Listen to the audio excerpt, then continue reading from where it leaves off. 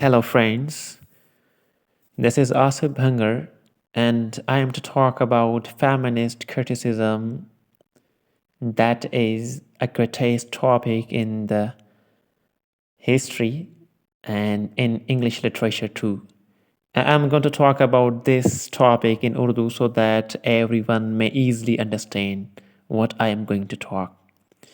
So, feminist criticism, जिसको उर्दू में तानीसी ادبی تنقید کہتے ہیں، ایک طویل فکری اور عملی جدوجہد کے نتیجے میں بے شمار خواتین لکھنے والیاں پیدا ہوئیں جنہوں نے شاہکار ناول لکھے، جن میں میری شیلے اور ورجینیا وولف کے نام بہت اہم ہیں۔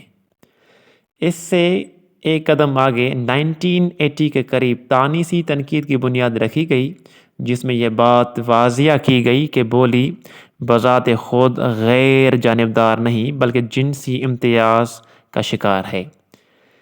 تانیسی ادبی نقاد اس بات پر سخت تنقید کرتے ہیں کہ بولی اور ادب میں عورتوں کو دوسرے درجے کا شہری اور مرد سے کمتر دکھایا گیا ہے۔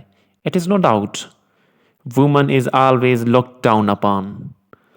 مردوں کے تخلیق کردہ ادب میں، یعنی کہ جو مرد ادب تخلیق کرتے ہیں اس میں عورت کا کیا مقام ہے، جس کا کاریہ بھی عموماً مرد ہی ہوتا ہے۔ عورتوں کے متعلق فرسودہ اور دقیانوسی تصورات درج ذیل ہیں۔ اب یہ دقیانوسی سے مراد کیا ہے بھائی؟ یہ ایک محاورہ ہے جس سے مراد یہ ہے کہ جو پرانے زمانے میں لوگ گھٹیا سوچیں رکھتے تھے، وہ گھٹیا ہی سوچ جو ہے عورت کے متعلق کی جاتی ہے، جس کو بولتے ہیں بھائی دقیانوسی۔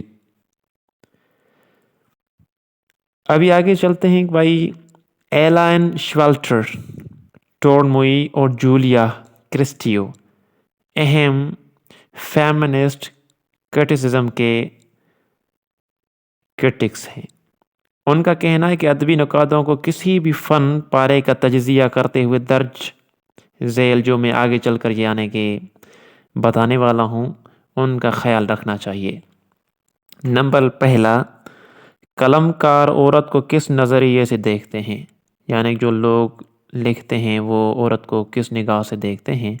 دوست کی حیثیت سے دیکھتے ہیں، ساتھی کی حیثیت سے دیکھتے ہیں، یا ایک محبوبہ کی نظر سے؟ نمبر دو، ہمارے معاشرے میں مرد طاقتور عورت کے سامنے جھکتا ہے اور کمزور کو جھکاتا ہے۔ یہ بات حقیقت ہے بھائی۔ مرد کیا کرتا ہے؟ اگرچہ عورت طاقتور ہے تو مرد اس کے سامنے جھک جائے گا، اگرچہ عورت کمزور ہے تو اس کو کیا کر دے گا؟ اس کو جھکا دے گا۔ شاعر بھی عورت کے روپ میں محبوبہ کو سر آنکھوں پر بٹھاتا ہے اور بیوی کی صورت میں اسے فرما بردار بنانا چاہتا ہے۔ کیا وہ برابری کی بات کرتا ہے؟ No, he does not talk about the equality۔ Number تین، تخلیق کار مرد ہے یا عورت؟ افسانے یا ناول کی کہانی بیان کرنے والا کردار عورت ہے یا مرد؟ نمبر چار یہ ہے کہ عورت کے کس قسم کے کردار دکھائے گئے ہیں، یعنی کہ جو عورت کا کردار ہے وہ کیسے دکھایا گیا ہے، اور ان کی حیثیت اہم اور اولین ہے یا ثانوی، اور صرف خانہ پوری کے لیے دکھائے گئے ہیں یا کچھ اور چیز کے لیے؟ نمبر 5، کیا عورت ایک روایتی اور دقیانوسی کردار میں دکھائی گئی ہے، یعنی کیا عورت کو کمزور، کم فہم، فرما بردار دکھایا گیا ہے یا کچھ اور؟ عورت کرداروں کی جانب مرد کرداروں کا کیا رویہ ہے؟ 6، ادب یا ادیبہ کا رویہ بحیثیت مجموعی کرداروں کی بابت اور معاشرے کی عورت کے لیے کیا ہے؟ نمبر 7، ادیب جس کلچر سے تعلق رکھتا ہے، مثلاً وہ سندھی ہے، بلوچ ہے، رشین ہے، جرمن ہے، ٹھیک ہے، انگریز ہے، اس کلچر میں عورت کا مقام اور ادیب کی تحریر میں عورت کا مقام کیا ہے؟ So these are the main things۔